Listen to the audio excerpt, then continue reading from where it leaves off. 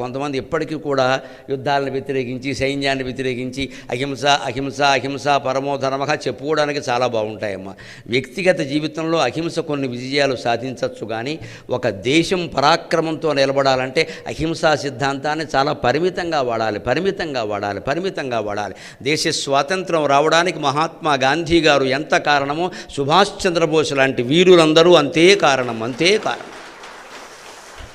ఆ రెండవ మార్గం బలం వల్ల ఈ మార్గం బాగా కనిపించింది చెప్తే కేవలం అహింసా మార్గం వల్లనే స్వతంత్రం రాలేదండి. మనం పొరపాటు పడద్దు. ఎవరిని తక్కువ చేయడం కాదు. సుభాష్ చంద్రబోస్ మార్గమైనా గాంధీ గారి మార్గమైనా దేశానికి రెండు కళ్ళు లాంటివి.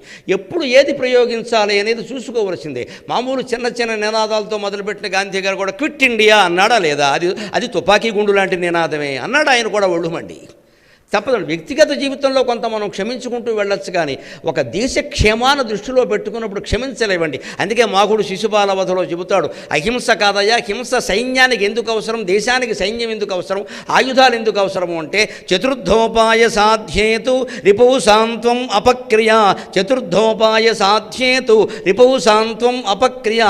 స్వేద్యం ఆమజ్వరం ప్రాజ్ఞక కోంభసా పరిషించతి. స్వేద్యం ఆమజ్వరం ప్రాజ్ఞక కోంభసా పరిషించతి అంటాడు.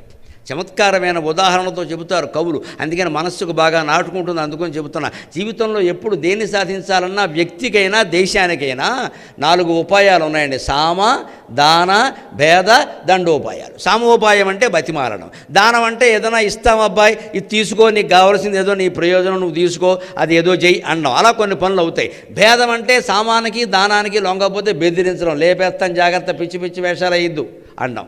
అది కూడా వినలేదనుకోండి, వేసేయడం అంతే లెక్క. అలాగే దండోపాయానికి లొంగేవాడిని దండోపాయంతోనే దండించాలి. ఖచ్చితంగా మనం సమర్థించవలసిందే ఆ విధానాన్ని. ఘోరాలు నేరాలు చేసిన వాడికి దేశంలో ఉరిశిక్ష వెయ్యవలసిందే, వీలైనంత త్వరగా వెయ్యాలి. అత్యాచారం చేసిన వాడికి 24 గంటల్లో ఉరిశిక్ష పడితే దేశంలో అత్యాచారాలు ఆగిపోతాయి, చాలా భాగం ఆగిపోతాయి. ఆ అమ్మాయిని రమ్మంటారు, విచారిస్తారు, 100 రకాల మాటలు మాట్లాడతారు. ఏం చెప్పలేదు, వాళ్ళ అమ్మ రాలేదు, ఏమీ లేదు. 10 ఏళ్ళు అయిన తర్వాత అసలు వాడు ఏమీ తెలియదు, వాడు శ్రీరామచంద్రుడు అంటారు. ఇక్కడ ఇంకెలా ఆగుతాయండి? వెంటనే శిక్షలు పడాలి కదా.